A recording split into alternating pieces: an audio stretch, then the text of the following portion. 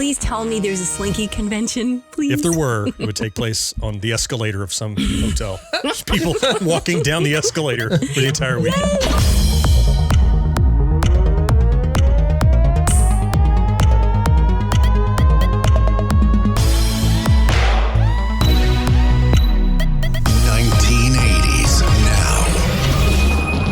Okay, hey, welcome back to another episode of 1980s Now, a weekly examination of the importance of 1980s pop culture and its influence today. My name is Will, and joining me, as always, are my friends and co-hosts, Kat and Jon. Hello. Hi, guys. Hey there. How's it going? It's going well. Hey, on today, it's going well. Oh, before today's show, let me remember to remind folks, as I'm reminded by Jon's ball cap here, don't forget to check out Jon's other podcast, the one that he hosts with his buddies, Mo and George. I'm sure George is probably a perfectly nice guy in person. Gen X Grown Up. Yeah, go listen to that. Yeah, thank you. I'm trying to start a war between, with George, like trying to get some kind of like, fictional static or something. This seems like this would be popular in music. They would do that, or, fake battle or, gripes, grievances. Create beef. Yeah.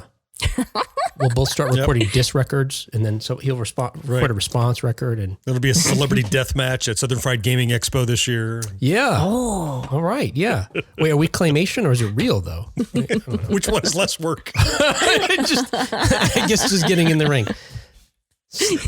Maybe mud wrestling could be full of pool with something. Yep. Hey, nobody wants to see that. Hey, on today's show, we're going to determine where all the saxes went. And this is a suggestion that comes to us. Well, first, I guess I had been researching it, trying to get a guest. There's a couple of folks I had reached out to, maybe two or three, and no one, either they don't get back to you or they say no. And I sort of put it on the drawer and thought, there's nothing's going to happen with this. But then our multi-hyphenate friend listener patron occasional cat one-hit wonder helper, Keith Sheehan suggested we do an episode about saxes in the 1980s, and we were like, let's figure out a 1980s now way to do it. Yes. So thank you so much for that, Keith. Thanks, Keith. Look, saxes were ubiquitous, one of my favorite words, throughout the 1980s. Popular music, TV show themes, movie scores, commercials, in some people's houses, I'm sure. Stop practicing already. It's late. And we're also going to discuss some of the best sax solos from the 1980s as determined by you. And some other things too. But before that, we're going to review current news stories related to 1980s media, including Mellencamp melts down, Bridges jokes, Ariel floats. Those are all. Oh, wow. Nice. I don't know. Rhythm there. Parallel meter or something like that. Is that kind of a haiku sort of 1, 2, 3. iambic pentameter? What are you doing there, Shakespeare? Well done. 2, 3, 4, 5, 6, 7. No, it turns out it's nothing. Time codes are in the show notes if you'd like to skip around. Okay, hey, before we do any of that though, brief announcement. Hey, check out my appearance on the podcast Too Much CGI. I chat with the hosts Bill and Scott about a number of items from the 1980s, and I'll tell you guys this.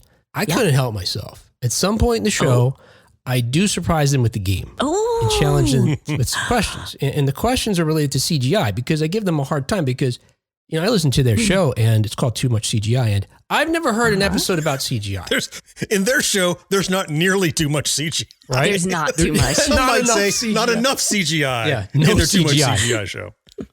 Renaming needed. They're trying to be part of the solution. There's too much out there, so none in the show. They're really just helping. I'm trying to think, what could we name this show that would be so the best ketchups. I don't know, something like that. The best ketchup flavors. And you listen, it's about 1980s pop culture. And it's,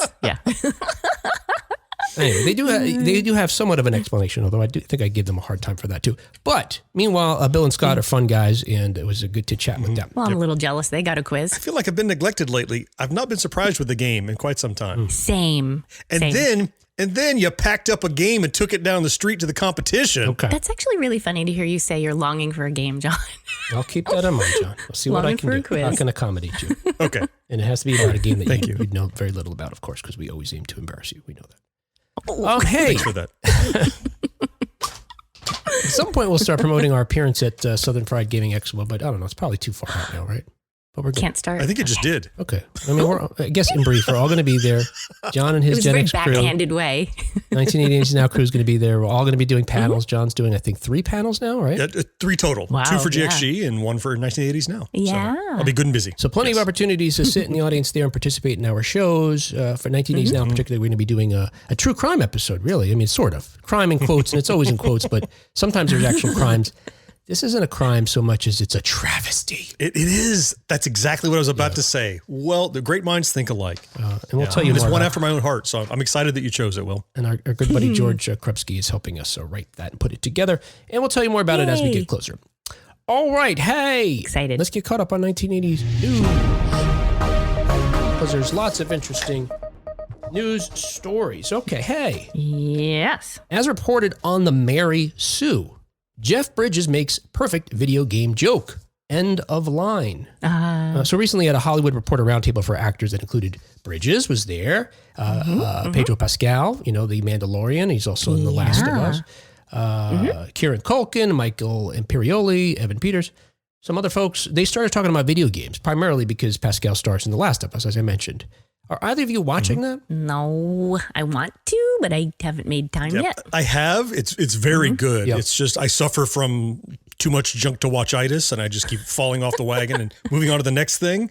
But I want to go back to it. I'm probably about 3 from the end, but I enjoy it. Oh, and certainly I didn't play The Last of Us. I tried a demo, I think, and played it for all of 3 minutes or something like that. But it's from everything I've read and seen and from fans that I know, it seems to be a very faithful adaptation. It takes some liberties, but liberties that make the story more compelling, interesting, richer, and therefore maybe the best video game adaptation ever. Ooh. But speaking of movies related to video games, they were talking about playing video games and getting addicted to them. And Pedro Pascal was speaking specifically about how he needs to avoid them. And he tried Last of Us, but he has to avoid getting sucked in because, as he says, he has it's very easy for him to look for reasons not to leave his house. Like Will, right? Yes, I thought that too. It doesn't have to be video games. It could be a lot of things for me. You can find any reason. Like it's a Tuesday. But when this The pickle jar's full, whatever it is. when this exchange between Pascal and Bridges occurred, So you played it after you filmed it, or I tried to play it. I can't play it. okay? What game is this? It's called The Last of Us. Is it out now? adapted it into, I yeah. gotta few years check ago, it out. yeah. Because I got sucked into a video. Which game, one? Tron. Tron, of course. Man, One of the original video game adaptations. Right, man. That movie came out when they were so of course Bridges I think he was trying to accomplish a joke that I think is a fantastic joke. It That- is. By their reaction to me, fell flat on a bunch of folks that are younger than this group here That are younger, yes. that literally had to ask Jeff Bridges, the star of I don't know, was it the first video game related movie? Maybe. I would say Probably. so. Now he was making it sound as if he got sucked into a video game he was playing at home, which of course is what makes it funny. But Yes. they didn't even get it. They had to ask him. Kids these days. Did he explain it? Like, did it ever come up as, hey guys, you missed this? Do you know if that happened? But you can hear the audience tittering, so it tells me there's some extras in the audience who caught it. Okay. But Yeah. the round table, your Kieran McCulkins of the world, Yep. I'm sure. It was like, haven't played Tron. What's that? And the remainder of the exchange, I feel like they're talking to him as if he's some doddering old, grandpa who. Oh, man. Oh, what was that? Oh, you were in a movie. Oh, that's nice. Do they think he forgot and can't separate reality from fiction any longer? I was trapped in the game in my youth. I mean, he does go on to explain, yes, I shot a movie, and he says it was on 70 millimeter. It was shot in black and white. It was hand painted by some ladies in Korea to make it look, they add the color, some of the techniques that were involved, and they sort of pivot to a different subject right away. Of course, Tron is the 1982 American science fiction adventure written and directed by Steven Lisberger from a story by Lisberger and Bonnie McBird. Stars Jeff Bridges as Kevin Flynn, a computer programmer and video game developer who's transported inside, well, really sucked in, as he says. Yes. Because he's at odds in the real world with a computer. And so the computer needs to do away with him. So sucks him into its world where it's, the overlord, the ruler, the emperor, played wonderfully by David Warner, who popped up in so many things in the 1980s as somebody that you just felt uncomfortable watching. He's just a great, delicious bad guy. Also Bruce Boxleitner and Sidney Morgan, who we chatted with a long time ago. I love that film. And I watched it not too long ago. I don't think it's as exciting as I remembered it. as charming and exciting and thrilling as it was when I was a kid. I don't think it's the effects. I think it's more about the pace. I haven't watched it in a very long time. We did a show on it last year or the year before last. It was some anniversary of Tron, whatever it was. Anyway, we talked about it on our show, and I hadn't watched it in a long time either. And I made the same complaint this time that I made when I watched it the first time, which is I had trouble following the plot. And I was, of course, roasted for reporting any fallacy on behalf of Tron. This is sacrilege. But I have... Now, of course, I understand the plot, but I remember the first time seeing it, I'm like, so who are these people and why is that character sometimes on a computer and sometimes not? I didn't understand the whole, the yin yang of the user, the program, and how, like Boxleitner was in two places. I'm like, well, which one is he? Anyway, like they didn't draw you a picture. On a subsequent viewing, it's very, very obvious, but it's really just looking at the different methods that they use to do what they couldn't do with CGI back then. There's a little bit of CGI, but there's a lot of, as you said, there's hand-drawn stuff. There's a lot of reflective tape shot in high contrast. There's some Disney-style animation in it.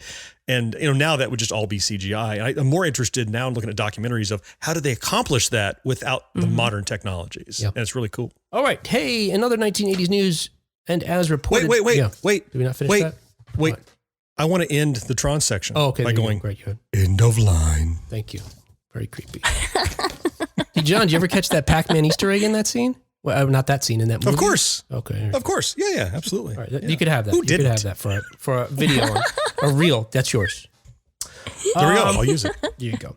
In other 1980s news, as reported by Ultimate Classic Rock, John Mellencamp tells fans, shut the fuck up. Oh my goodness. Just like what you want to hear when you spend, $200 to go to a concert. And this is a story. So I feel his pain, I suppose. But here's what happened. So Mellencamp, this probably doesn't surprise a whole lot of folks that are familiar with him because he's always been cantankerous. He's been a guy who gets things the way he wants them, and he doesn't have to accept them any other way. And he's been sort of known to have these, outbursts in the past. Well, this, so again, his display on May 25th at a concert in Cleveland should come as no surprise. Making a stop at Playhouse Square, which is not too far from where I live here. As part of his ongoing live and in-person tour, they outlined expectations for the audience well before Mellencamp appeared. According to Cleveland Scene, by the way, you can check out their interview with me from a couple months ago. But according to John, you need your horns. According to Cleveland Scene, the venue. Where's my phone? He's looking as quickly as he can. Yes, okay. The venue posted sign in its lobbies that warned, quote, this show respects theater etiquette, end quote. Now, understanding what happens later in the story, you'd have to know what that means, first of all. So if you're coming to see a concert at what otherwise is a theater, because they have, the Broadway tours are in this theater often. They have other concerts, comedians, etc. But if you're going there for a concert, and I'm guessing folks that the way they behave there, they're used to going to concerts and other types of venues. They may not know what theater etiquette is. So, already. Right. It's like business casual. Do I have to have a tie? Is it slacks? Got to do jeans and loafers? What exactly are the rules? You remind me, my wife and I went to a wedding a couple of months ago, and it said, we swore the invitation said casual chic. And we Googled casual chic because we didn't know what that meant. And the men came up wearing mesh shirts, like we were like some heavy metal rockers were in the 80s, like a mesh shirt and nothing underneath. Whoa. And like cargo pants or push-up pants. I was like, I guess is that what you wore? Absolutely. Yeah. I knew the rules and I respected them. Good. Oh, no. Yeah. It turns out it just said casual. Chic wasn't in there. So chic was not part of it. But so then, real missed opportunity. Following the 30-minute classic movie montage that apparently opens his tour, Mellencamp let it be known early in his set that, quote, I don't like people screaming from the fucking audience, end quote. Now, I'm going to add, whatever intonations I think are appropriate. He may have said this very calmly and happily. I don't know. But when Mellencamp suggested the country needs to take better care of those with mental health challenges, a ticket holder shouted at him to, quote, just play the fucking music, end quote. Okay. So Mellencamp responded in kind, listen, hey, you guys, if these people don't shut the fuck up, I'm going to leave, okay? Because I'm not used to this crap. Look, guys, if I wanted to play in this type of drunken environment, I'd play outside or I'd play in an arena. End quote. First, bravissimo on the performance. Well done on your Mellencamp. Thank you. Very happy. But it's a concert. So, and people get excited. Like I've been to a concert in a small theater in New Jersey, the Count Basie Theater. And people, they were all older than me, and they were really excited. And there was whooping and yelling, and everyone was okay with that. And play the fucking music? Nobody said, nobody had to say, no, I mean, there was excitement over like the concert. So, or maybe I'm misreading the situation here. Was he annoyed that people were excited that he was performing, I'll tell you, Kat, I came into this article ready to roast Mellencamp because I'm like, well, here's a guy that's earning money he doesn't need. He could just walk out on it, doesn't care about the fans or whatever. But the actual, it's like being heckled. It's one thing somebody's going, woo, it's something else if you screaming, just play the fucking music. Well, at that point, I'm John damn Mellencamp. Right. If I want to just walk off, I can. I'll make rent. Right? He's not hurting for the money from that show. So it just sounds like he wasn't upset that people were excited and hooting and hollering. Okay. It's that they, that he was heckling the actual artist, and he probably wasn't wearing a mesh shirt as prescribed by theater etiquette. Right. Yes. There you go. All right. So maybe, I'm trying to like figure out the sequence thing, the sequencing here. So I would be upset too if somebody yelled that. I wouldn't. I wouldn't want to stay. Right. But I was wondering, well, what led up to we're that? We're at the live show, and Kat starts rambling like, Kat, just do the fucking podcast. How would you feel? I think John might stand up at that point, exchange words with somebody. You don't get in my little sister's face. You go through me. I'm going to be like, yes. Will's going to pay someone to heckle Kat. Yeah, hey, I'll give you $20 to take a punch because you're going to get punched. Well, look, I agree with John. I felt the same way. And Kat, but it turns out sort of, I think both of you were right and wrong at the same time, because it turns out this is something that he does at all concerts. So I guess he must be playing these smaller venues and doing it differently. I almost get the feeling or question whether he's by himself and doing it acoustically, because I think if the band was rocking out, you could shout anything and you wouldn't hear them. But apparently during a performance in March at the Grand Prairie in Texas, he told the crowd before the mid-show acoustic portion, he told the crowd, quote, "This is the quiet part, so keep your fucking mouth shut." Oh my gosh. So he's preemptively antagonistic. I mean, he's starting it. It's still money he doesn't need, right? He doesn't care if you're upset with him. You walk out, you make him walk out. He's probably already gotten paid. And then during this concert, when a woman in the audience promptly broke the singer's rule and shouted out his name, Mellencamp fired back, "What did I just fucking say?" But thank you. Lighten up, Cougar. Anyway, so relax. He launched this live and in-person tour in February. The 76-date trek is scheduled to conclude on January 24th in South Bend, Indiana. And he just released his 25th album, Orpheus Descending, on June 2nd. His interest in caring for others, which seemed to prompt this one guy to be, shout out, just play the fucking music.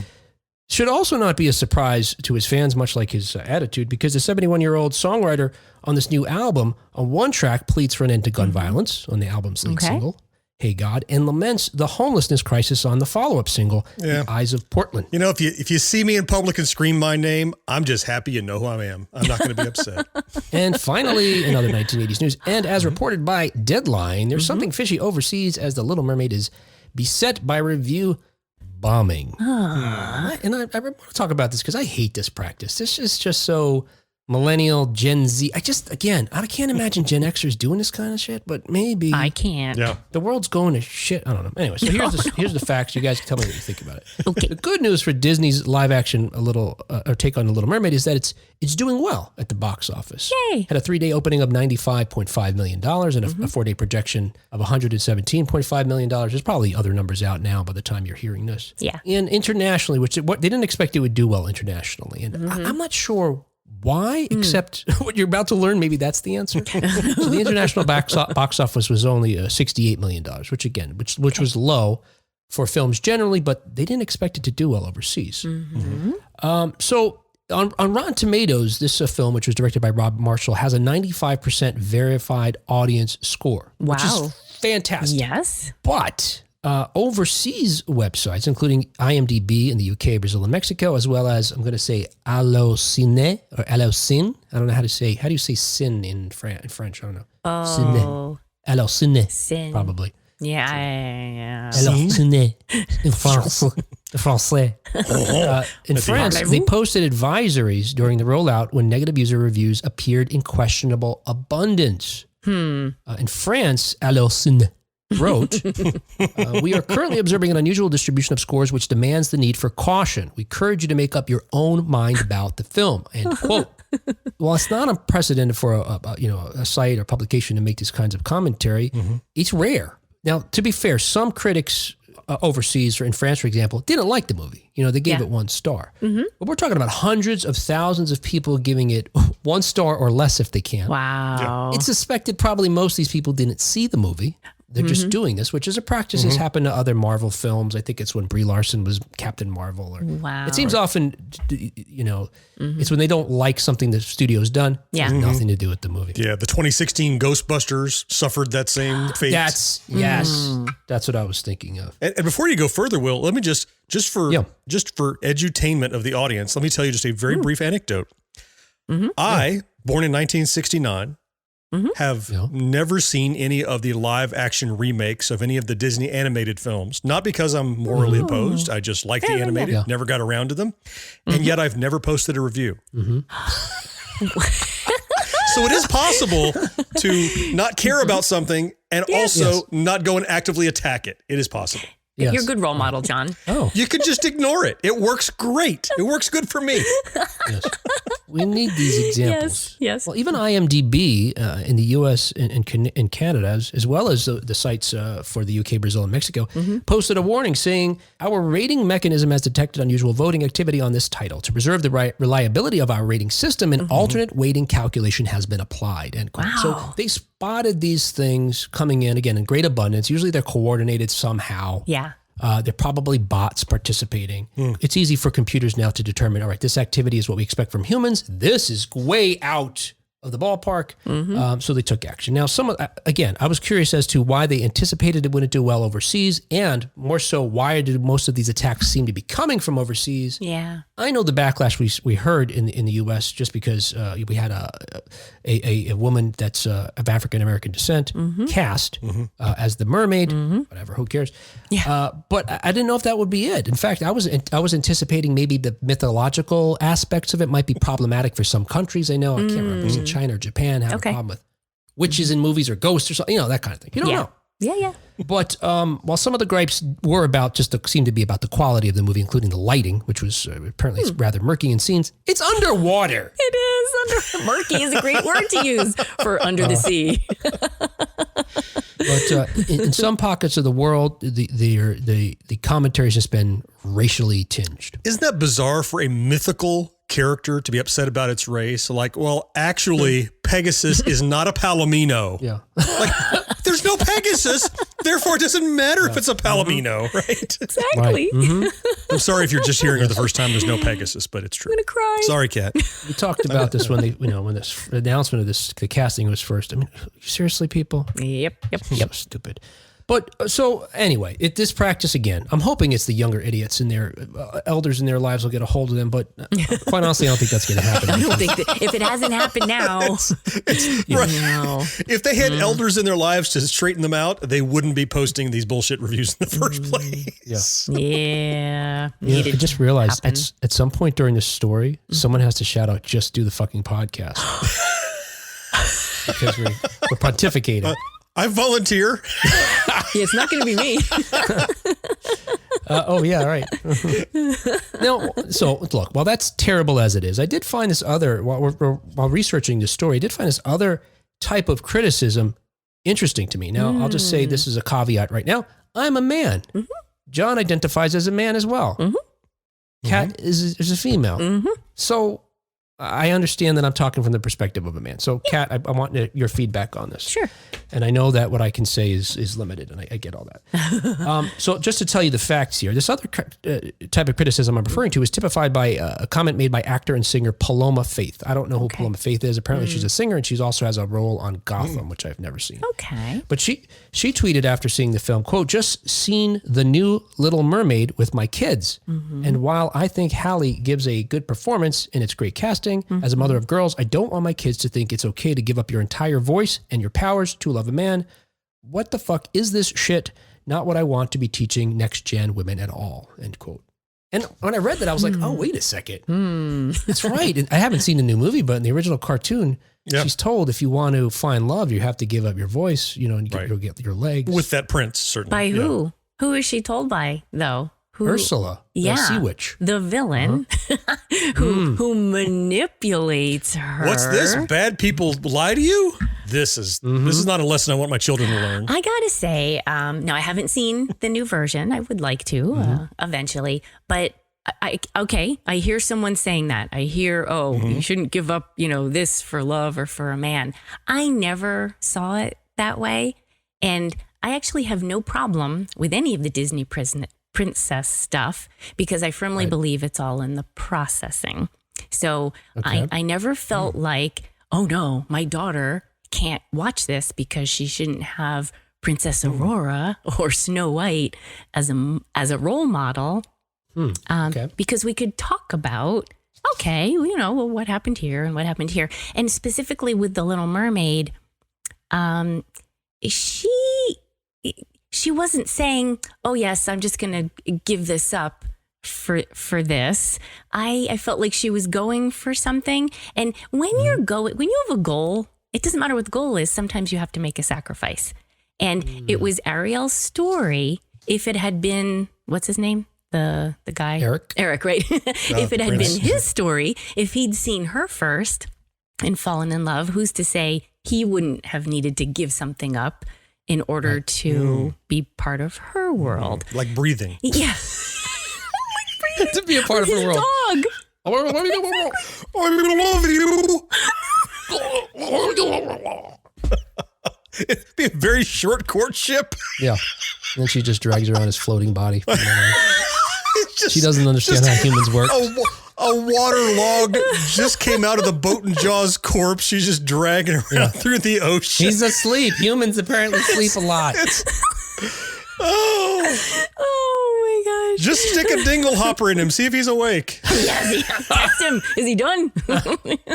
Well, again, as a male perspective, I guess, hearing or reading this tweet, my first reaction was like visceral, like, oh, right. Oh my gosh, that's terrible. But I came across this article written by Emily Ann Strong for Salon, and she says more or less what you're saying, Kat. First, which I thought was interesting, was she was saying that interesting stories have flawed characters. Yes. You need them to grow throughout the story. Otherwise, it's not terribly fantastic or interesting. Yep. But she talks about how this phenomenon that with regard to Disney films and, or generally stories we try to tell children to impart moral lessons, we seem to put these characters at a higher standard to determine whether they're a good role model or not. And if they're flawed, bad role model. Right.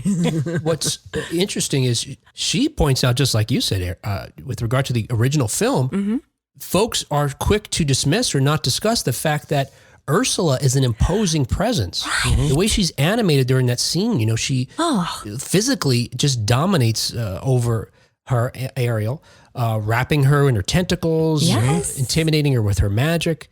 Yep. And Ariel is put in a terrible situation, just like so many young people. Yes. That she is led to believe she has no other choice. I have to do this. Right. So Rob Marshall, hearing these types of criticisms that we just mentioned that maybe are not, I don't want to say legitimate. They are, I guess, maybe not, I don't know. Valid's the same thing. Well, and they're not new either. I mean, they were in the original Little Mermaid. Where was the uproar over the Little Mermaid? The first one, the animated one. The one that brought Disney Studios back from the brink. The one that got Oscar awards. Yeah. Who was raising a stink about, Ariel is teaching. Well, we're on that cusp between what's acceptable. I mean, in media and what's getting criticized and for what reasons and who wants to be outraged versus who wants to think critically about character flaws. Well, Rob Marshall tried to head this off, because these criticisms, at least to your point, John, I don't know if there was an uproar. Apparently not, because the film did so well. And like you pointed out, saved Disney in some regard at the time. But in the decades since, it's been questioned. So Rob Marshall, what he did is he changed it a little bit. In the new film, Ursula misleads Ariel. She tells Ariel that she's giving up her, quote, siren song. Okay. Which already raises another question for me. I guess these mermaids are sirens in the sense that they have a song that leads men to their death. I guess. Yep. Hate to lose that. Yeah. I'm going to kill dudes. Wait. Ursula. dragging around a lifeless corpse singing Back to Eric. You're next.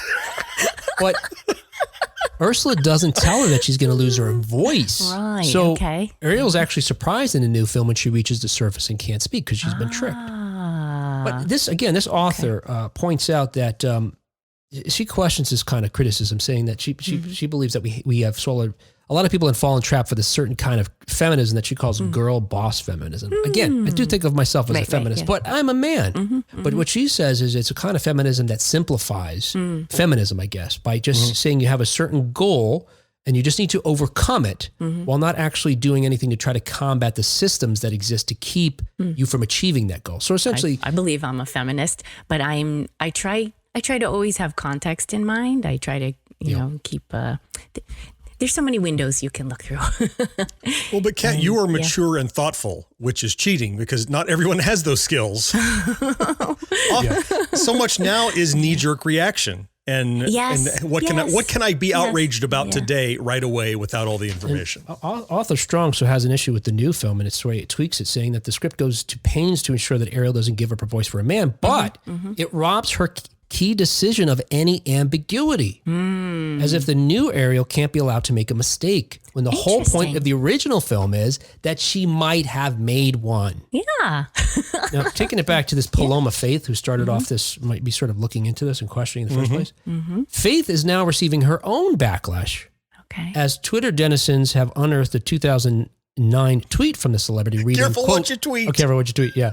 In 2009, Faith tweeted, "When I grow up, I want to be the Little Mermaid."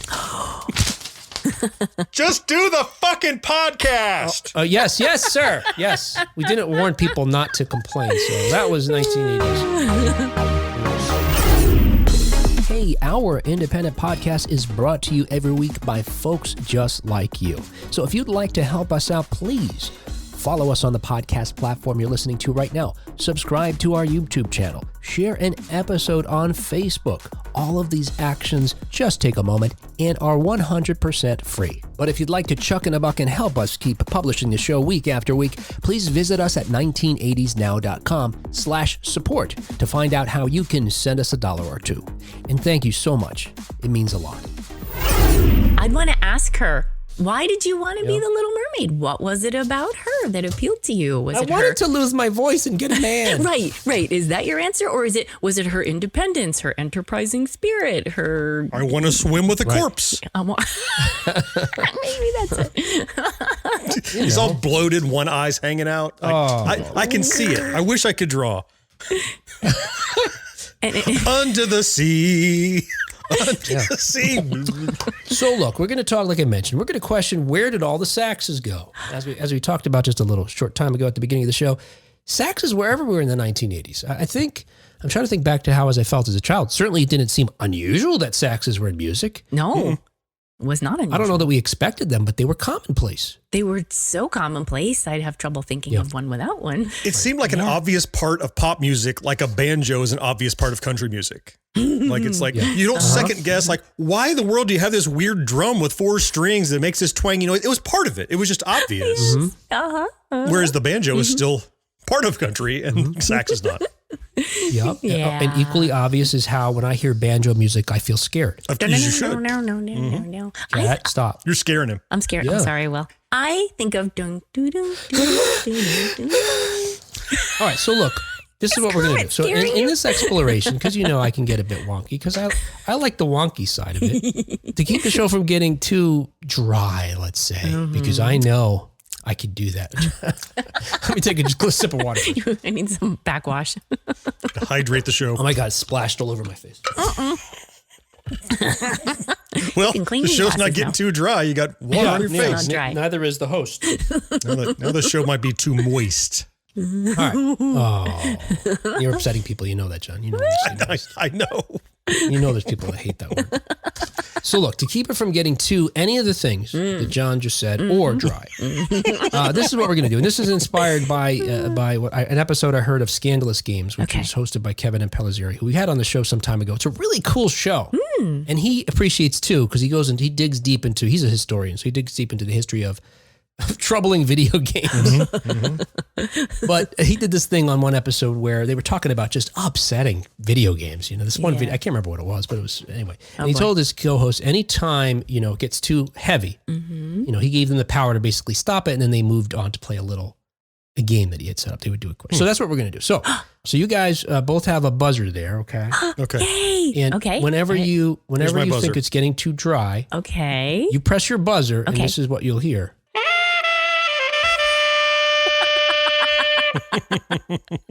And then we'll pause the dryness. Okay. We'll moisturize. We'll lotion up. Slather on some oil or whatever. And then I'm going to ask you a question about some various songs from the 1980s that featured sax solos. Wow. So we have control. You're not going to surprise us? If you don't, I guess if you wait to the end, I also have the button too. So there you go. You're getting too dry, Kat. You're drying me out. So let me make sure I understand the rules now. So do you have this, Kat? Let me just make sure for my own sanity. Will is going to entertain us with a litany of information he has compiled for the show. So generous. Yeah. That sounds If like at any point we feel like we're drifting, we can mash the buzzer to be entertained with a brief game. Right. All right. And when you hit your buzzer, you'll get one question. You get one question, right? And I've got 10 of them, one for each year of the 1980s. Oh boy. Ooh. So there's 10 interruptions, and if my thing is just so fantastically entertaining and just a great conversation, we'll do all the questions at the end. That's fine. But occasionally you might get bored, just buzz. Don't worry about that. Yeah. All right, cool. All right, here we go. So look, we're going to take it back into time, way back. All right, so much like this is the best part of the story is the very beginning of this, because much like the sax solo itself, the history of the sax solo is filled with highs and lows. Oh. But eventually peters out. Okay. And is kind of grating on the ear. Yes, as much like this episode. Just like Now, a John. sax solo. Yes. This is the most fascinating thing about the sax. John, you played an instrument in the band. I can't remember what instrument it was. Oh. I played low brass. I played baritone, trombone, and I was a tubist. Tuba, right. So yeah. you're talking about Barry sax, though, right? Or no? No. A baritone horn. A baritone, what is that? I mean, that's not the instrument, right? Baritone, so it's a baritone clarinet. It's called baritone horn. It's a baritone horn. Horn. Yeah. Yeah. It's effectively, What does it look like? It's like a little tuba. It's about a third the size of a tuba. Oh. It's a baritone horn. Instrument. All right, well, anyway, so Tubissimo. regarding the as they say in sax, music. what is it? Tubissimo. Tubissimo. Tubissimo. Oh. Yes. So regarding the saxophone, like the reach around and the fly swatter before it, the saxophone was invented by its namesake, Adolphe Sax. Oh. Isn't that crazy? I think that's the craziest thing about it. Yes. As Time magazine explained it in 1972, quote, as a boy in the early 19th century. Ah, damn it. All right. I pull the trigger. All right. So, I've got a question for you here. So this is with regard to a song that features a sax solo, and we're going to go in chronological here. So here's 1980. Okay. Alrighty. I'm going to give you a clue. Okay. I don't feel like so here's what I got for you. I got a clue, one clue, and I've got an audio clip. The audio clip is one full measure, the very first measure of the sax solo. Seriously? What an upgrade from 1/10 of a millisecond that we got last time we played a game. Yes. Oh, I'm so This is excited. You guys were bitching and complaining so much last time. I was almost going to give you a half of the song or something, or the title. I'll give you the title of the song. Just Spoon feed it to you. here's your audio sample. Did you hear it? So Play it again. maybe what I should just do, because I think you can get these just from the audio clip. Maybe we should just start with the audio clip. Okay. Okay. All right. And I'm trying to guess the song, the artist, the Yes, song and the artist. brand of mouthpiece. What am I trying to? So, yeah, we want woodwind. What type of reed is Or- being yes. used? Right. Yes. Soft, number? medium soft reed, hard reed. Right. Yeah. Okay. What a baritone is. What number? Yes, all those things. And let's take turns. All right, so let's see. Starting with, all the even numbers will go to, all right, Kat, call it. What do you got? Heads. Heads or tails? Heads. All right, it was John. It was tails, so John. All right, so all the even numbers will go to John first. I'll give you the audio clue. If you can't get it, Kat will get the clue that's, the text clue. I guess, right? The Now, written do you clue. mean even years or even numbered clues? Even years. Okay, so 80 is even. This is Kat's. Got it. You'll get it first. You'll get the first shot on the even ones. Okay, got it. All right, so John, here is your audio clue. This is, again, a first measure from a sax solo from a 1980 song. Yep. Is there something about rock and roll in there? There is a rock and roll song. Yes. Something about the same old something or other or something. Oh, we can't. Sorry, we can't accept that. Okay. No, you can't. Okay. So close. So close. Yeah. There's. Can I just? I can hear it. Go ahead. You know this, other clue, John, right. Because it's still rock and roll to me. That's right. I knew it was something about rock and roll. You knew it. He was in the ballpark. I was waiting for you. My sister and I once made this play over and over. Did I tell you guys this? It was in a jukebox in a bar. We were hanging out in a bar where my father was, and we kept playing this song over and over and over and over. And for some reason, we didn't have to pay for it. And the bartender yelled, "What's wrong with that jukebox?" And she came over and unplugged it. You took a stool. Just do the fucking podcast. All right. Yeah. Stop playing that song. Still rock and roll, written and performed by Billy Joel from the hit album Glass Houses, released in 1980. The song peaked at number 1 on the Billboard Hot 100 charts and was the 7th biggest hit of 1980. It was eventually certified as platinum with over 1 million copies sold in the U.S. And the Sax Solo was performed by Richie Cannata, who had been with Billy Joel since the very beginning. Okay. All right, on with the dry story. John, don't buzz it immediately. Come on, give me a second. Give me a chance here. I think, look, I feel like now I'm going to have to convince you to hear the story. This is another funny part, or interesting. Okay. Ready for with regard to Adolphe Sax. It's always funnier when you tell us ahead of time that it's going to be funny. So thanks for that. I hate when people do that.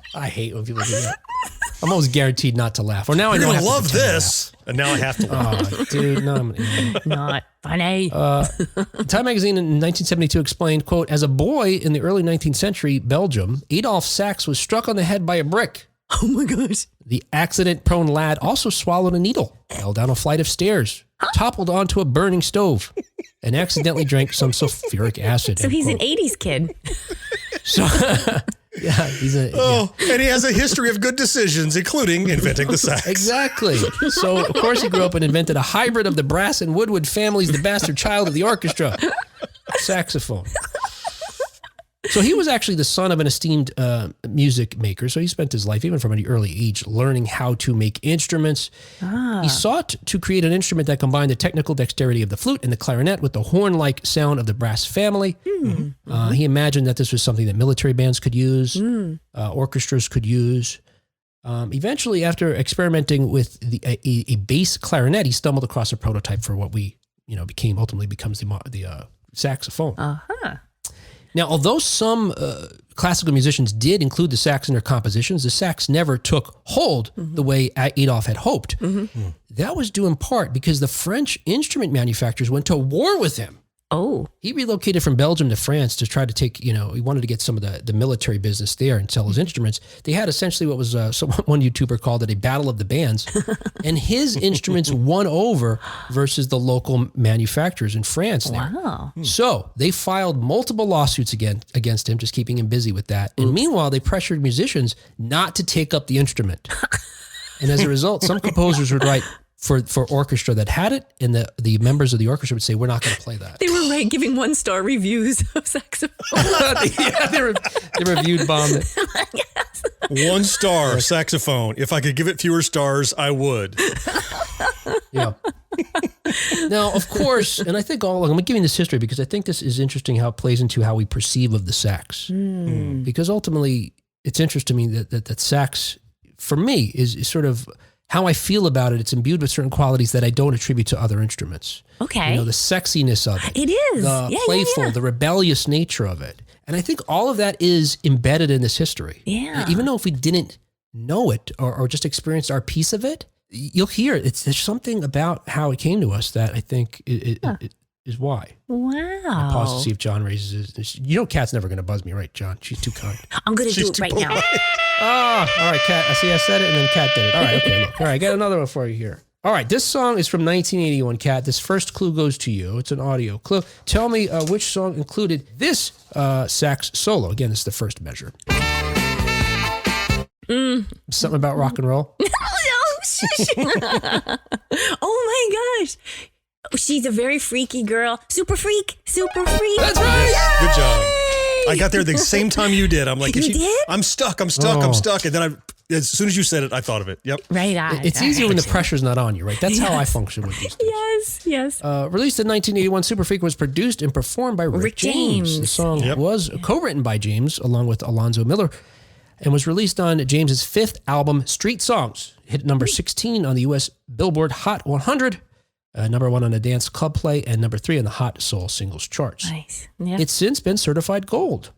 The tenor saxophone solo is by Stone City Band member Daniel Lamel. Oh, damn. We used to use that in dance class. In your dance class? It was part of our warm-ups in dance class, in jazz class. Were you children? Yeah. She's a very freaky girl. Girls that you wouldn't take home to mother? It was jazz class. Very freaky preteens. You don't take home to dance class. I got to take that all out. So ultimately, the sax makes its way to our shores here in the U.S. In the late 19th century, where it is used by composers, including John Philip Sousa in pieces like Stars and Stripes Forever, fulfilling much of what Adolphe had hoped for, it being a part of a military band. But as the instrument began being adopted by the nascent jazz genre, which was, was up and coming at the time, classical musicians began to look further down upon it. That said, when the saxophone was picked up by dance bands of the early 1900s, it became a star. More saxophones were sold in the mid to late 1920s than electric guitars were sold in the 1960s. That sounds made up. In part, this might be because a sax is actually easy to pick up. It turns out the fingering is kind of similar to a keyboard or a piano. Is it? But popularity brought with it serious and seriously powerful detractors. Oh. By 1933, the Nazis took power in Germany. The saxophone had become a symbol of jazz music and inextricably intertwined with African American culture. So they banned it. I don't want to talk about Nazis. Let's play a game.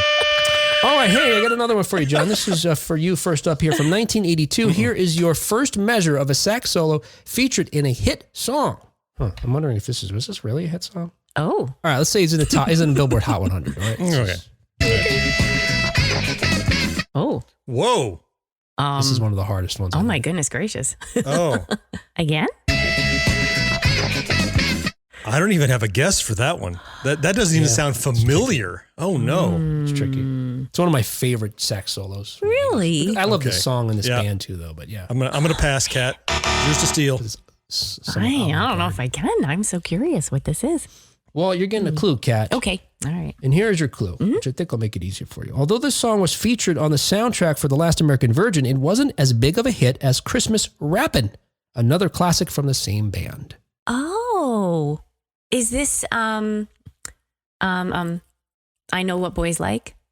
That's the only other song I know from them really well. Oh my gosh. Wow.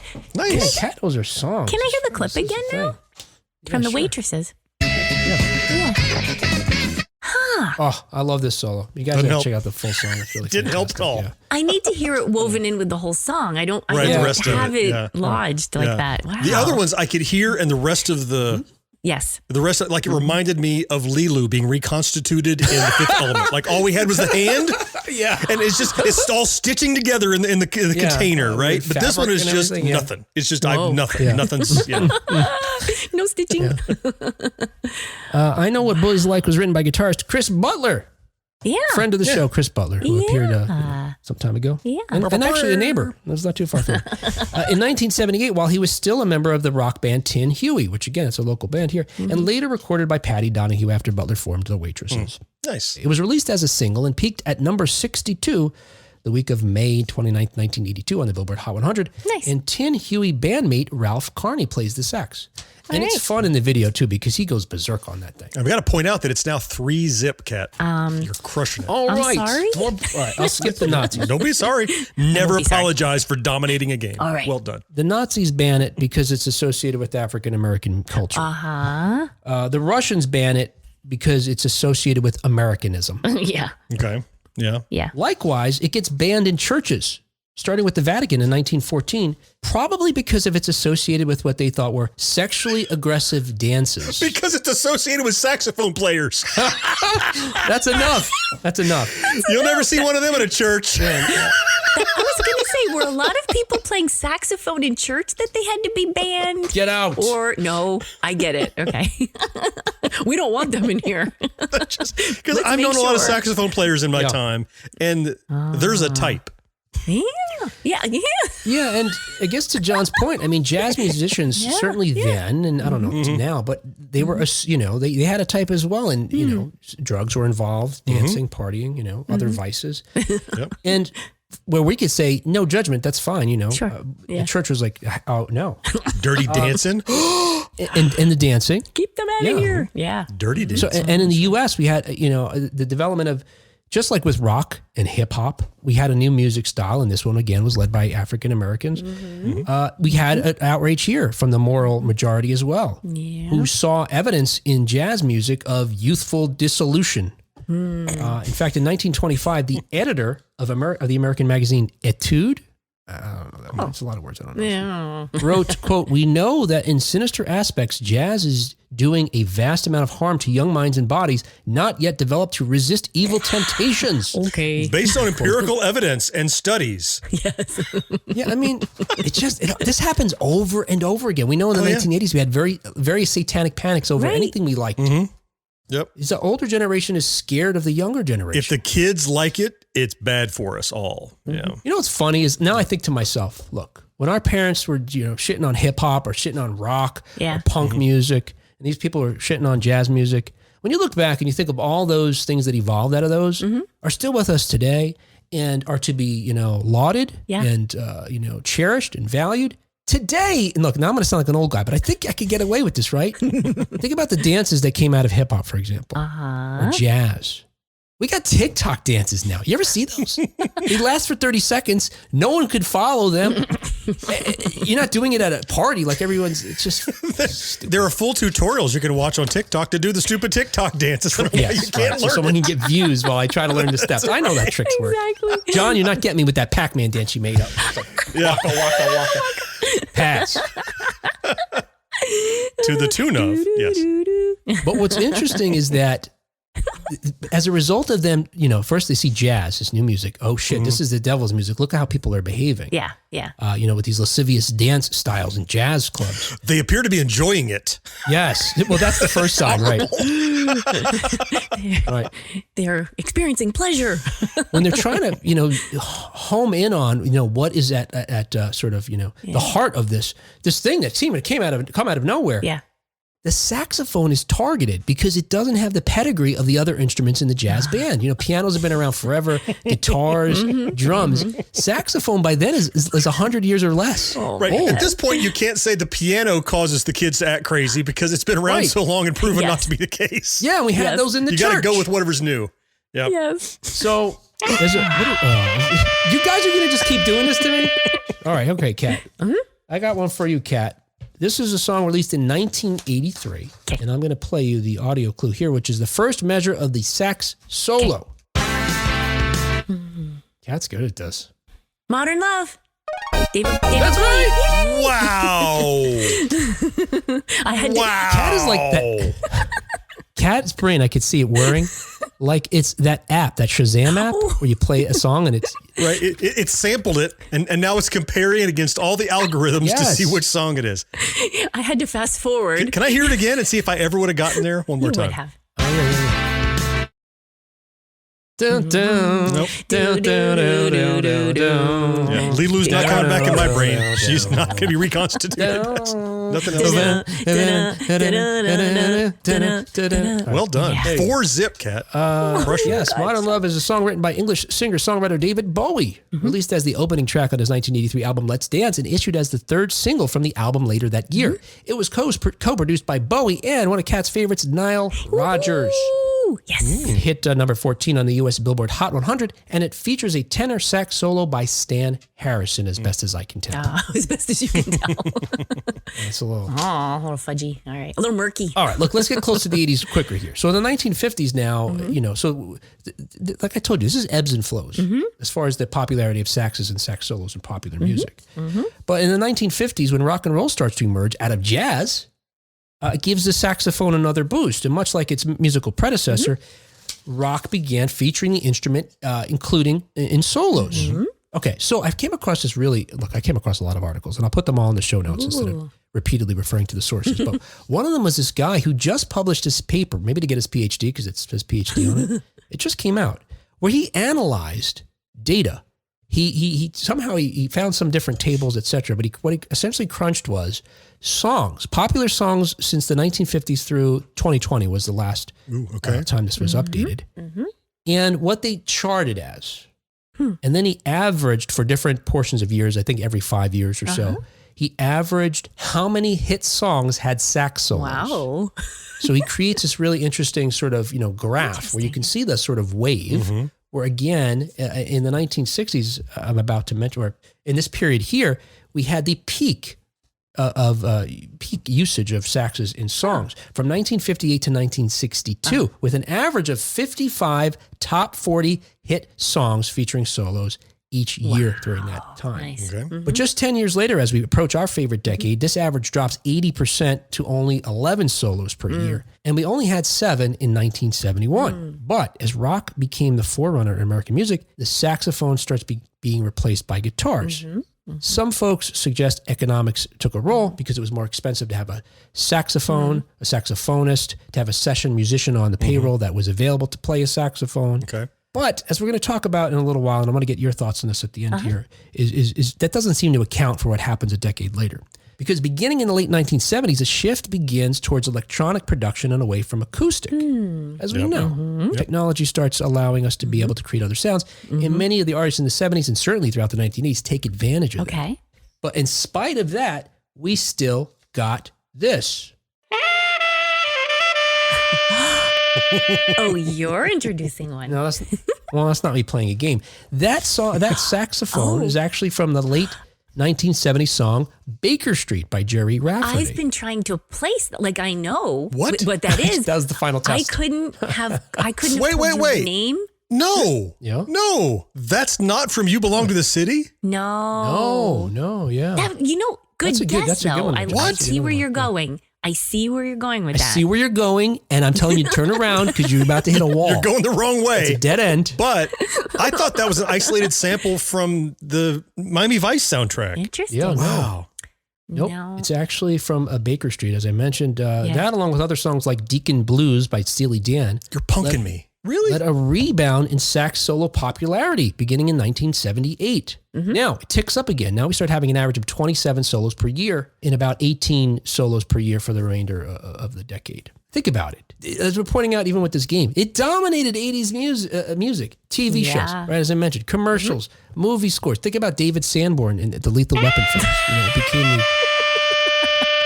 You guys are going to keep doing this to me. Yeah, we are. All right, that's fine. All right. Okay, here we go. I got another one for you. I'm behind 4 zip. I really need the help.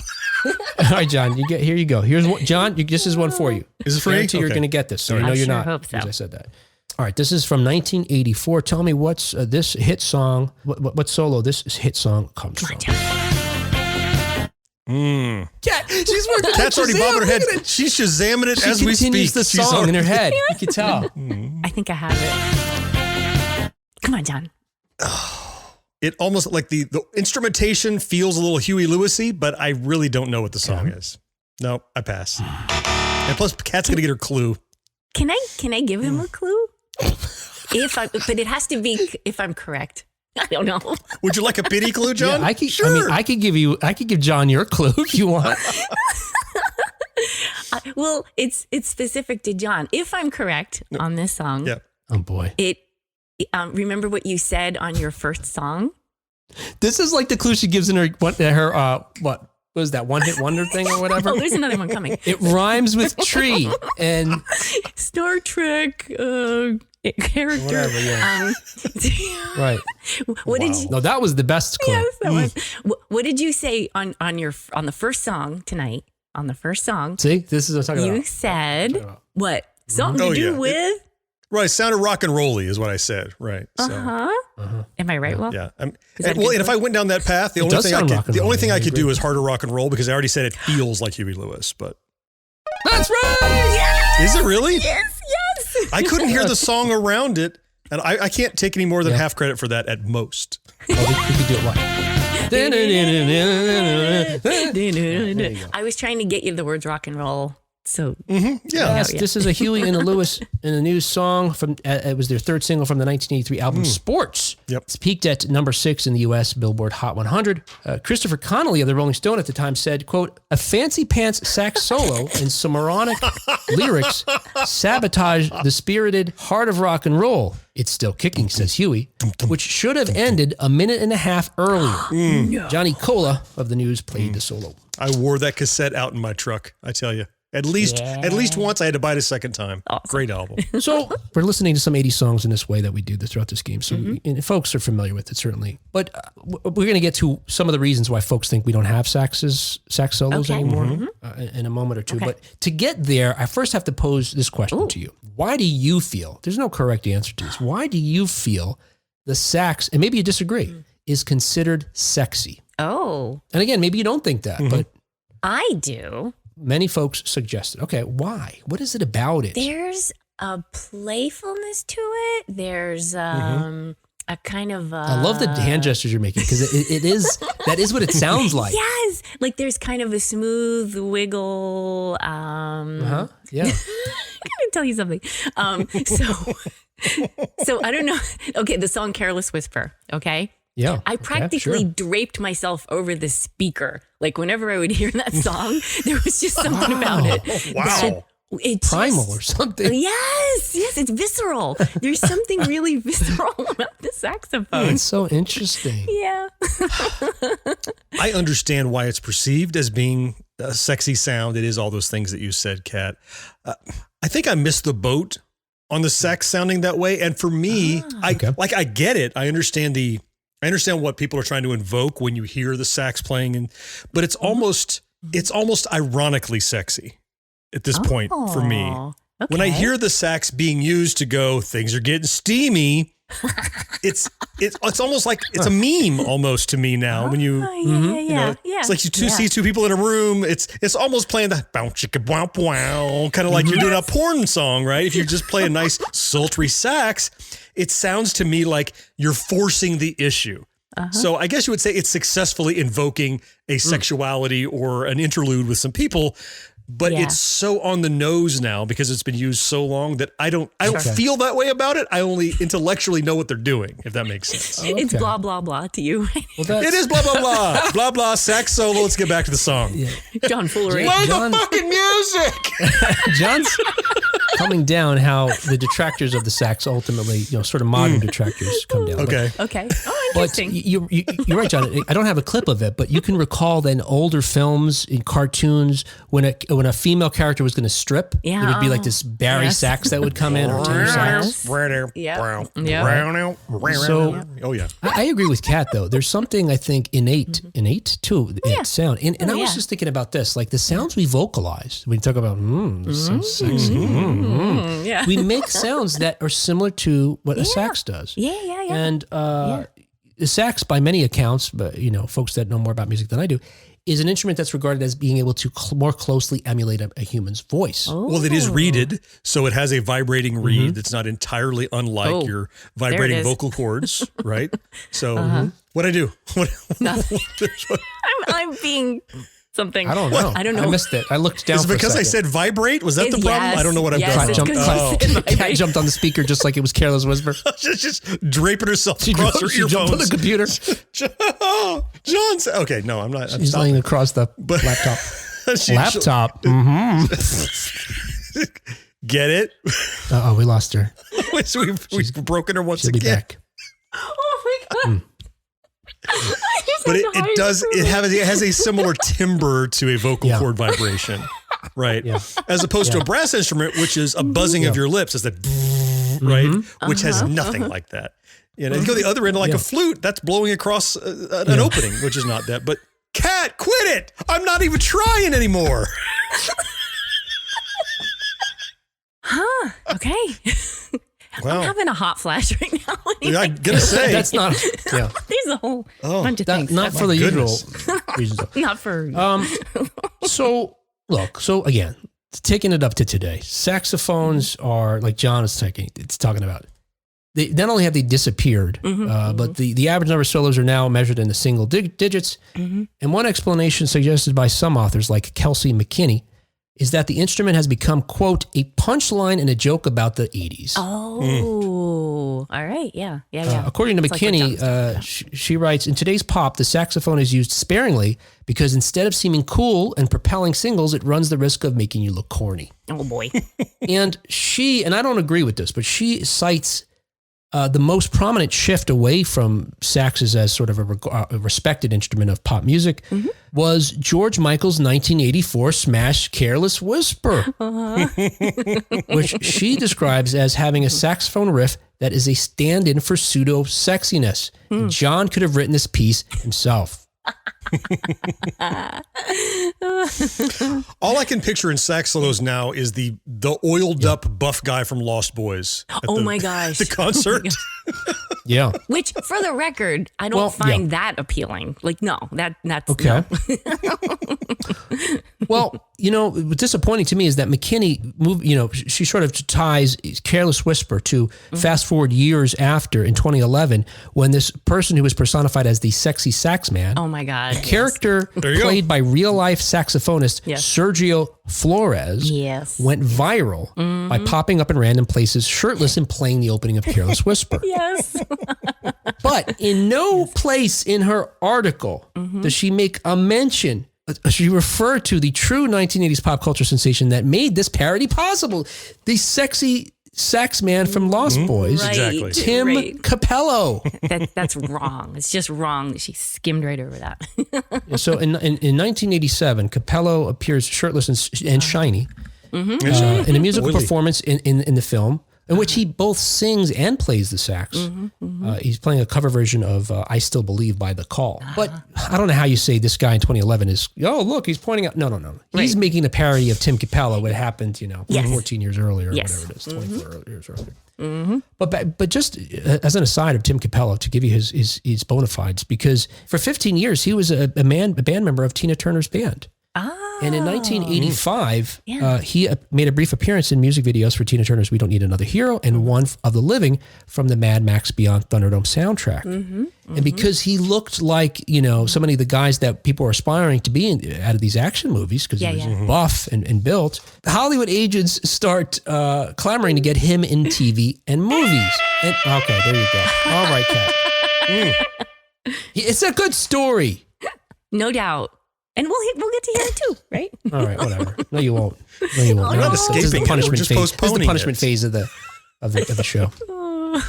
All right, so I believe it's just spiteful. 4 or 5 zip, and it's you got Kat's one. turn now? No, we gave you that one, so it was 3-1. You're going to give me a whole point for that? That's very magnanimous. 4-1. All right, there we go. There's no chance you're going to win, so that's fine. 4-1. All right, here we go, Kat. This one is for you. Okay. And here is your musical clue. This is the first measure of a sax solo from a 1985 hit song. Tell me what it is. We Don't Need Another Hero, right? That's right! Yay! Wow! Dang it. Crushing. I'm doing better at this than I anticipated. I mean, I know I love my 80s songs, but... This song was written by Graham Lyle and Terry Britton and recorded, of course, by the late Tina Turner for the soundtrack album to the 1985 film Mad Max Beyond Thunderdome, in which she also co-starred. Yeah. It became one of her biggest hits, peaking at number 2 on the U.S. Billboard Hot 100, just behind John Parr's St. Elmo's Fire. Man in Motion. Right. And as I was just mentioning, Tim Capello plays the solo for this song. Yes. As well as appears in the music video, which, by the way, was nominated for Best Female Video. Yes. See, that was a perfect time for that song. It was planned. And if we just recap the score, here's what's happened. One of 3 things has happened on each one of these songs. Okay. Either I screwed it up and Kat stole it, or Kat got it right, John didn't get a chance to steal it, or on the off chance, John missed it and Kat drug him kicking and screaming to the correct answer. It's always been Kat the whole way through. You're right, John. I'll give you a point for that. You're still not going to win. Thank you. Well, let's give him a point. Yeah. Just to end this Capello story, I thought it was interesting because he gets actually called into audition for Lethal Weapon, but instead of going right into the office, there's a song playing on the radio, and he wants to know who's singing it. It turns out it's the song I Still Believe. So he waits to hear who's the artist because he loves the song. Okay. By the time he goes into audition, and by the way, he's auditioning for the Gary Busey part in Lethal Weapon. He's late. They're done. But if the same folks who are producing Lethal Weapon are producing The Lost Boys, they take him from that office and bring him over to Joel Schumacher. Wow. When he gets to Joel Schumacher's office, he sees a picture of himself on the wall from, I think, from the Mad Max music video. Oh my gosh. So Joel Schumacher was already interested in it. Asks him, how would you like to record a song for our movie? And he says, yeah, let's do it. That's great. The song he winds up doing for the movie is I Still Believe, the song he was listening to. There's a cover of it, the one that was on the radio. Nice. I think these are some reasons that are, these are more reasonable theories as to why we don't have saxophone solos since the 1980s. There are very many. Okay. One, these are the ones I came across. One, Michael Jackson. Yeah. And not for the reason you'd think. Now, sure, he was moving towards more synth-based music as the era went on. But someone posits that what he did with his music videos is make himself the star, the focus.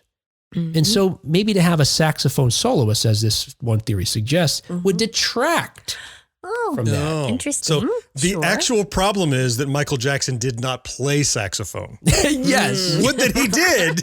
Yes. When he had a sax solo throughout Thriller. Yes. Darkness falls across the... Just play the fucking music. Sorry, Mellencamp. The other two reasons I already alluded to earlier, because, as we mentioned, when jazz became rock and roll moved on to disco. And now, once again, as the 80s sort of, fades into the background, that we've got cost, as maybe it's too costly to keep, session musicians on payroll that play the sax. I'm sure I buy that one necessarily, but okay. Or technology, which, again, by the end of the 80s, and certainly more so today, technological advances have made it way too easy for just one person to record all the tracks. That's right. And according to the gentleman who I talked about who did all this analyzing of this data, Brian Wansink is his name. Sure, he acknowledges economics may play a role, because he points out that there's a cost to the inefficiency of finding the right soloist, rehearsing, and re-recording takes. For instance, he cites in 1985, to record the solo for Careless Whisper, they auditioned 11 different saxophonists. Wow. And then even then, they were not able to use an unmodified version of the solo. They instead had to speed up the recording to raise the entire solo up 1/2 step. So the high F became a F sharp. Wow. But he dismisses this, and I think I somewhat agree with him, saying that while these theories explain some of the fall in popularity, it doesn't capture changing tastes, such as, the saxophone going from a top 40 staple in the 80s to becoming a punchline in the 90s. Right. But he suggests that popularity begets popularity. And so, since so many top 40 songs in the 60s, for example, had saxophone solos, it may have been believed that you needed a saxophone solo to have a hit. So the next guy would do that too, and so on and so forth. It just sort of propagates itself. Sure. But he dismisses the notion that musicians are ultimately playing what they think the public wants to hear. So instead of not adding saxophones because they decided, well, this will be a huge hit, except for the fact that it's already been maybe established. Instead, he suggests that the artists are the gatekeepers, making a decision as to what they think needs to be included in a song, of course. Okay. Yeah. And he cites, when we talk about Baker Street, the sax that you guys keep annoying me with, it turns out that... You Belong to the Night, you mean? Rafferty, when he was recording that song, he already had a guitar solo, or guitar playing the riff instead, until Al Stewart, who had already had 2 runaway hits in the 1970s that had prominent saxophone solos, said to him, you need to have a sax in this. And so they replaced the guitar with the now infamous, I'll say, on this show at least, it is saxophone. So instead of audience dictating the popularity of, instruments, he suggests that instead it's the other way around. Sure. In other words, if musicians don't supply songs with saxophones, this seems like... I was wrapping up. I was helping you wrap it up. Oh, God, you guys. All right, John, this next one is for you. This is a hit song from 1986. Okay. Tell me, the name of the song here is the first measure of the sax solo. Yeah. Yeah, I hear it. That's a hard one. I think that's hard. That piece makes it hard, I think. I know Kat's probably got it, but for a certain reason. For a certain reason. Yeah. Can I get one more time through it? Yeah. And I hear the song building after that and going into it. Okay. You got to keep building until they start singing. Yeah, you got to keep going. That would help. Yeah, I'm not going to get there before the end of recording time. So go ahead. That's all right. It's okay. I'm not going to win at this point. It's all right. I'm happy to see Kat shine. Oh, John. Should I say it? If you know what it is, yeah. It's If You Leave. That's right. There you go. That's right. Yep. Now you know it now, right? Like you can hear it? If this was multiple choice, I'd have gotten it. There you go. But it was not. Yes, that's If You Leave by OMD, Orchestral Maneuvers in the Dark. It was recorded for the soundtrack to the film Pretty in Pink. That's why I suggested Kat would certainly know it. Yeah. It's played prominently during the final scene of the film. It's the group's highest charting single, reaching number 4 on the U.S. Billboard Hot 100, and is regarded as a defining track of the 1980s, described by Interview as, quote, one of the most influential zeitgeist-capturing songs ever to be written. Oh. Praise indeed. It's all right. All right, look, I'm going to wrap up my tale here about this sax, so... Oh, I wouldn't he has a tail? I just... essentially, in the end, look, there's all these different theories. We can't be sure, but of course, it's a syllogism. It's this idea that, or a truism that you can't have hit songs with saxes in them unless you have songs with saxes in them. So that's ultimately what this guy is arguing. Yeah. Okay. All right. So if we did have a supply of them, they could very well be hits again. Yeah. So there's it's like, why don't you see giants anymore? Of course, because there aren't any, right? That's the problem. Exactly. Yeah. My some guy I used to know always said he didn't fall in love with his wife until he met her. That said, when Lady Gaga and Katy Perry were looking for hits, I'm talking within the last, 10 years or so, maybe 10, 15 years, they included saxophones. And to do that, they brought back legendary 80s saxophonists to play their solos. Ooh. The late Clarence Clemens of the E Street Band played on Gaga's The Edge of Glory. He wasn't yet dead, though, right? He was still... Oh. Huh. My notes don't say. My notes don't brought say. back the late, like, wow. Maybe that's what The Edge of Lady Glory Gaga's refers got clout. to. I don't know. Maybe. And Lenny Pickett, who you'd recognize as the current musical director for SNL, who's been with SNL since 1985 when he was just a lowly saxophonist at the time, and I think G.E. Smith was still running the show. Or maybe that was the era of David Johansen. I don't know. But he's also a former member of the legendary Tower of Power. If you're familiar with them, this legendary horns band.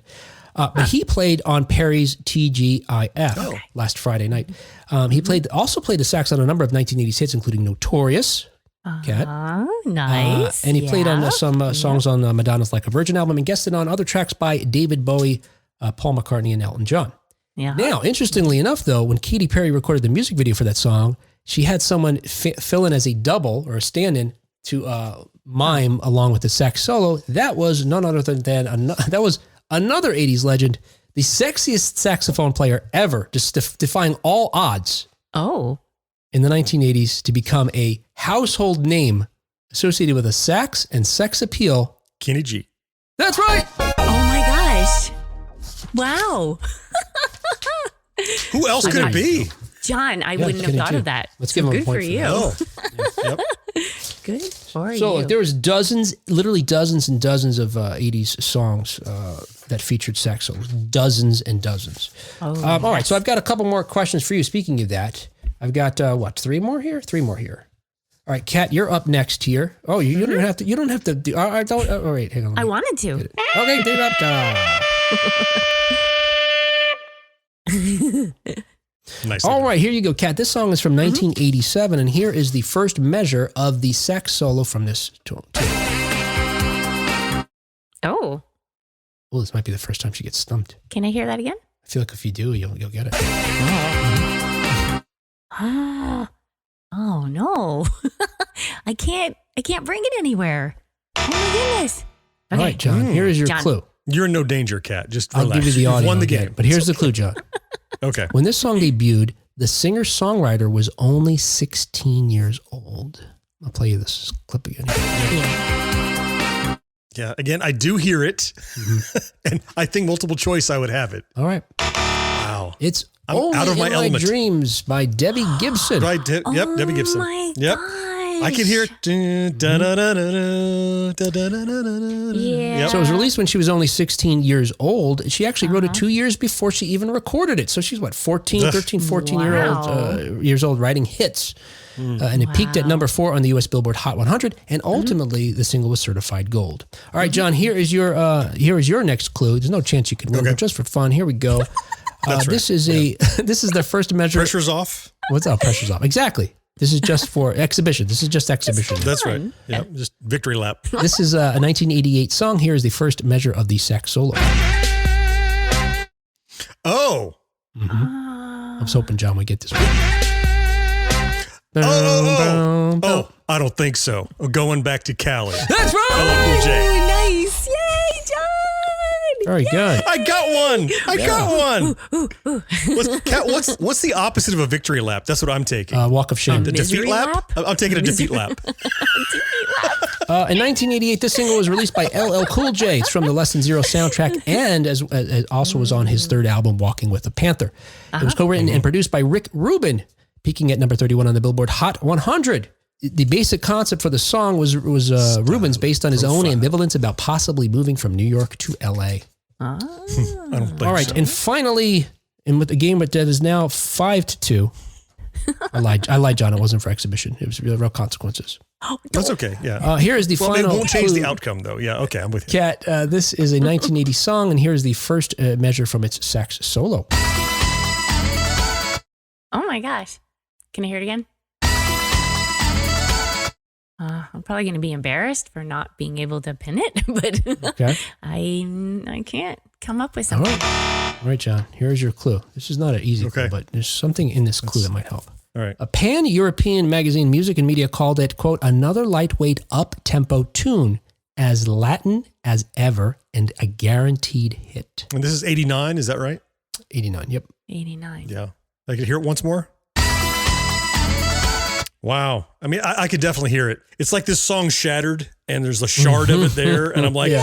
I know, I've seen that jigsaw piece. puzzle. I know that shape. Like I know it. Yeah, I know it's going to connect to. Yeah. I'm not It's there. ringing a tiny bell I know, in my isn't it? head, but That is Get On Your Feet by Gloria Estefan. Yeah, Stefan of the Miami Sound Machine. Released in September of 1989, it's the second single from Gloria's debut solo album, Cuts Both Ways.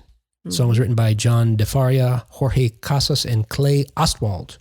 It hit number 11 on the U.S. Billboard Hot 100. wow. All right. Is that Kat. all the songs? No more? Yeah, that was it. 10 songs. That's the end of the 80s. Those That are all the wasn't sax 10 though. songs. Yeah, it was. Yeah. Was We it? started with 0. 0 through We went to 9. 89. Okay. That's how numbers work. Did you not win by enough, All right. Kat? Do you need a bigger lead to Right, win by? No, I just was doing the math. I'm like, okay, I did this. He got this. We only did 2 There you more. go. I feel like we only did 8 or 9. So look, no one's ever going to replace the 80s music. That was the 80s music. It's not going to have 80s music now. We've got folks, and we've talked to plenty of them that emulate those types of sounds. I'm a big fan of a number of those folks. You know, I was whether it's thinking of Violent or- Amorosa and their song Amorosa. Stay. Yeah, at the end, they have a Yeah, little there sax you solo. go. Yeah. Very good. Yeah. But we can have Yeah. contemporary music with sax solos that, and they could be even modern sounding songs and still, Sure.